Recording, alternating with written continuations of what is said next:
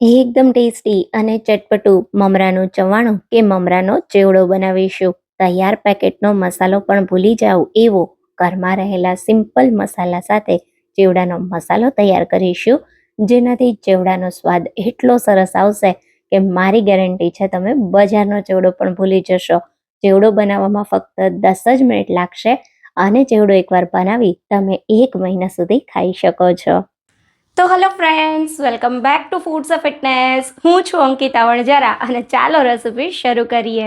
તો હવે સૌથી પહેલા પરફેક્ટ બજાર જેવો મમરાનો ચેવડો બનાવવા માટે આપણે પહેલા ચેવડાનો મસાલો બનાવવાનો છે. એવું કેમ કરવાનું છે એ હું આગળ જણાવું છું.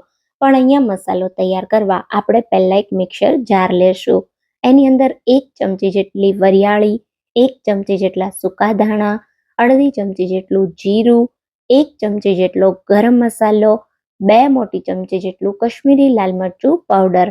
સાથે આપણે આની અંદર ઉમેરીએ છીએ અડધી ચમચી જેટલો હળદર પાવડર, 1 ચમચી જેટલો આમચૂર પાવડર અને સાથે અડધી ચમચી જેટલો સંચળ પાવડર. અહીંયા આપણે અડધી ચમચી જેટલું મીઠું ઉમેરીએ છીએ. અહીંયા એક વાતનું ખાસ ધ્યાન રાખવાનું, મીઠું, સંચળ પાવડર અને ચેવડાને ચટપટો બનાવવા માટે 1 ચમચી ચાટ મસાલો ત્રણેય વાપર્યું છે, એટલે મીઠું તમારે બેલેન્સ કરવાનું. 1/4 ટીસ્પૂન હિંગ ઉમેરીશું અને સાથે 2 ટેબલ સ્પૂન જેટલી ખાંડ ઉમેરીશું. બધા જ મસાલાને એકદમ બારીક પીસી લેશું. મેં જે માપ આપ્યું એ માપ સાથે મસાલો બનાવશો ને એટલે 100% ચેવડો તમારો સ્વાદિષ્ટ જ બનશે અને બધાને ભાવશે. તો મસાલો તૈયાર છે, થોડી વાર એને સાઈડ પર રાખીએ. હવે અહીંયા ચેવડો તૈયાર કરવા એક મોટી અને પોળી કડાઈ લેશું. એની અંદર આપણે 2 મોટી ચમચી જેટલું તેલ ઉમેરીશું. તેલને થોડું ગરમ થવા દેશું. એકવાર તેલ ગરમ થાય એટલે 1/4 ટીસ્પૂન હિંગ ઉમેરીએ. સાથે અડધી ચમચી કરતાં પણ ઓછો હળદર પાવડર ઉમેરીશું. તેલ એકદમ ગરમ નથી કરવાનું, હલકું ગરમ કરવાનું. હિંગ અને હળદર પાવડર મિક્સ કરી અને 5 કપ જેટલા મમરા ઉમેરીશું. મમરાને એકદમ સારી રીતે પહેલા હળદર અને હિંગવાળા તેલ સાથે મિક્સ કરીશું. હવે ગેસને એકદમ સ્લો મીડિયમ કરવાનો છે અને સારી રીતે મમરાને વઘારીને શેકવાના છે. મમરાને ખાસ તમારે સ્લો ગેસ પર જ શેકવાના, જેથી એકદમ ક્રિસ્પી કુરકુરા બને અને ચવાણું પણ લાંબા સમય સુધી ક્રિસ્પી રહે. લગભગ એટલા મમરાને ધીમા ગેસ પર શેકાતા 5 મિનિટ જેટલો સમય લાગ્યો છે. તો અહીંયા તમે જુઓ, મમરાના એક દાણાને હાથમાં લઈ ભૂકો કરી તમને બતાવું તો તમે જુઓ એકદમ ક્રિસ્પી અને અડતાની સાથે જ ભૂકો થઈ જાય એવા કુરકુરા મમરા થઈ ગયા છે. તો હવે આ મમરાને આપણે એક મોટા વાસણમાં કાઢી લેશું. હવે અહીંયા આપણે બાકીની સામગ્રી જે ચેવડામાં ઉમેરવાની છે એને તળવાની છે, તો મેં સાઈડમાં તેલ ગરમ કરવા રાખી દીધું છે. અહીંયા મેં 50 ગ્રામ જેટલા મકાઈના પૌવા લીધા છે, જેને એકદમ સારી રીતે ગરમ તેલમાં તળી લેશું. તો એકદમ સરસ પૌવાને તળવા માટે તેલ ગરમ કરવાનું અને એકદમ સારી રીતે તેલ ગરમ થાય એટલે પૌવા ઉમેરવાના. સરસ પૌવા ફૂલે એટલે તેલમાંથી આપણે એને કાઢી લેશું. તો અહીંયા બધા જ પૌવાને મેં તળી લીધા છે, એને આપણે મમરામાં ઉમેરી દેવાના છે. ખાસ અહીંયા તમારે જ્યારે ચેવડો બનાવતા હોય ત્યારે મોટું વાસણ લેવાનું અને બધી સામગ્રી તળતા જવાની અને મિક્સ કરતા જવાની.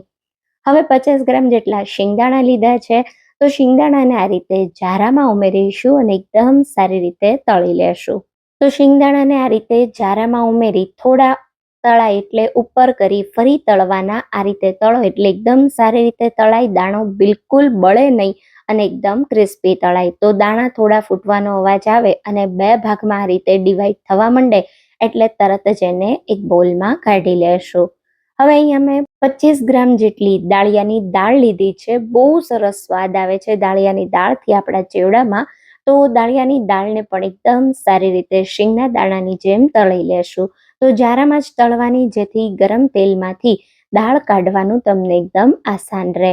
તો તળાયેલી દાળને આપણે શિંગદાણા સાથે મિક્સ કરી દેશું.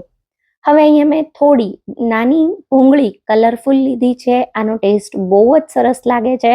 તો આ રીતે ભૂંગળીને ગરમ તેલમાં ઉમેરી એકદમ સારી રીતે આપણે તળી લેશું. તો સરસ ભૂંગળી પણ તળાઈ ગઈ છે અને દાણા અને દાળ સાથે જ મિક્સ કરી દેશું. હવે આપણે ગેસ બંધ કરી દઈશું. આપણું તેલ એકદમ ગરમ છે, તો ગરમ ગરમ તેલમાં 25 થી 30 નંગ જેટલા મીઠા લીમડાના પાન ઉમેરીશું. એકદમ સરસ 1 જ મિનિટમાં મીઠા લીમડાના પાન ક્રિસ્પી થઈ જશે, તો એને કાઢી લેશું. તો હવે અહીંયા આપણી પાસે ચેવડાની બધી સામગ્રી તૈયાર છે. આ સ્ટેજ પર એક વાતનું ખાસ ધ્યાન રાખવાનું, ચેવડાની બધી જ તળેલી સામગ્રી ગરમ હોય ત્યારે જ આપણે મસાલાને મિક્સ કરવાનો છે. તો અહીંયા આપણે તળેલી દાળ, ભૂંગળા અને શીંગના દાણાને પૌવા મમરા સાથે ઉમેરીએ. સાથે મેં 1 વાડકા જેટલી બેસનની સેવ લીધી છે, એને પણ ઉમેરી દઈશું.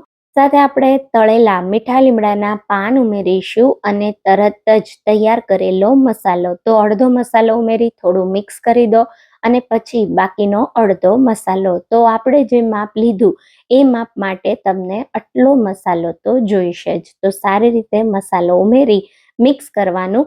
અહીંયા આપણે મસાલો પહેલા એટલા માટે જ બનાવ્યો હતો કે આપણે ગરમ ગરમ ચેવડાની સામગ્રી હોય ત્યારે જ બધો મસાલો મિક્સ કરી શકીએ. તો અહીંયા એકદમ સારી રીતે મસાલાને મેં ભેળવી દીધો છે અને પરફેક્ટ ચેવડો તૈયાર થઈ ગયો છે. ચેવડો ઠંડો થાય એટલે તમે કોઈ પણ એરટાઇટ કન્ટેનરમાં ભરી અને 1 મહિના સુધી ખાઈ શકો છો. સ્વાદમાં એટલો ટેસ્ટી આ ચેવડો બને છે કે તમે એકવાર મારી રીતે બનાવશો ને તો ગેરંટી છે તૈયાર પેકેટનો ચેવડો ક્યારેય નહીં લાવો. સાથે તમે જોયું ને, બનાવતા ફક્ત 10 જ મિનિટ લાગે છે અને તમને ભાવતી મનગમતી વસ્તુઓ વધારે કે ઓછી ચેવડામાં તમે ઉમેરી શકો છો.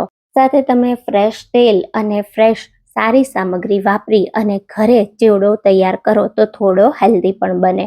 તો માર્કેટમાંથી લાવવા કરતાં માર્કેટ કરતાં એકદમ સસ્તો અને ચોખ્ખો પરફેક્ટ ચેવડાના મસાલા સાથે આ મમરાનો ચેવડો એકવાર તમે જરૂર ટ્રાય કરજો. તમને આ રેસીપી બહુ જ ગમશે. જો તમને આજની રેસીપી ગમી હોય તો વિડીયોને લાઇક અને શેર કરજો. મારી મહેનત પસંદ આવી હોય તો મારી ચેનલને સબસ્ક્રાઈબ કરી મને સપોર્ટ કરજો. તો ફરી મળીશું એક આવા નવા જ વિડીયો સાથે. ત્યાં સુધી થેન્ક યુ ફોર વોચિંગ.